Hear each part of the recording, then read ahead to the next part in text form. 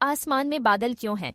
एक दिन मैक्स को घास में दफनाया गया। वह बादलों से भरे आकाश को देख रहा था।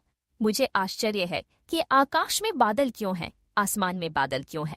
चंद्रमा ने समझाया कि हवा में हमेशा पानी होता है, भले ही हम इसे देख न सके। हवा में हमेशा पानी होता है, लेकिन हम इसे देख नहीं सकते क्योंकि यह पानी या भाप की छोटी बूंदों के रूप में होता है। मैक्स को आश्चर्य हुआ कि पानी के वे छोटे अंतराल बादलों में कैसे बदल गए। पानी के ये छोटे अंतराल बादलों में कैसे बदल जाते हैं? जब गर्म हवा ऊपर उठती है तो ये जम जाती है और पानी की बूंदें एक साथ इकट्ठा होकर बादल बनाती है। चंद्रमा ने समझाया कि गर्म हवा उठती है और ठंडी होती है, जिससे बादलों को बनने में मदद मिलती है।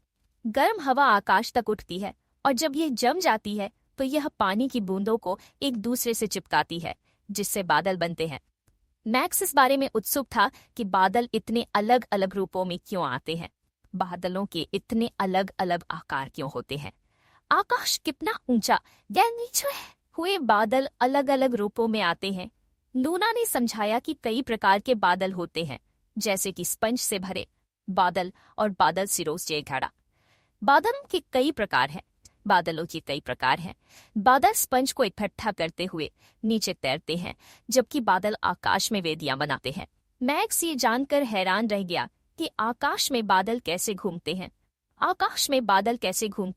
बादलों को हवा द्वारा धक्का दिया जाता है, इसलिए वे हवा के बल के आधार पर धीरे धीरे या जल्दी चलते हैं।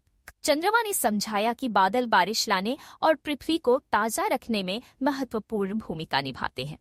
बादल महत्वपूर्ण हैं क्योंकि वे हल्की बारिश में मदद करते हैं और सूरज की गर्मी के हिस्से को अवरुद्ध करके भूमि को ताजा रखने में भी मदद करते हैं।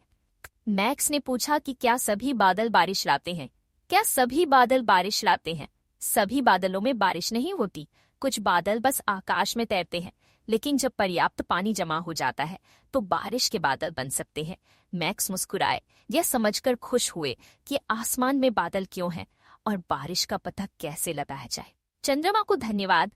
अब मैं समझता हूँ कि आकाश में बादल क्यों हैं और वे बारिश को रोकने में कैसे मदद करते हैं। कुछ भी नहीं मैक्स, बादल प्रकृति का एक महत्वपूर्ण हिस्सा है जो पृथ्वी को संतुलित और ताजा रखने में मदद करते हैं।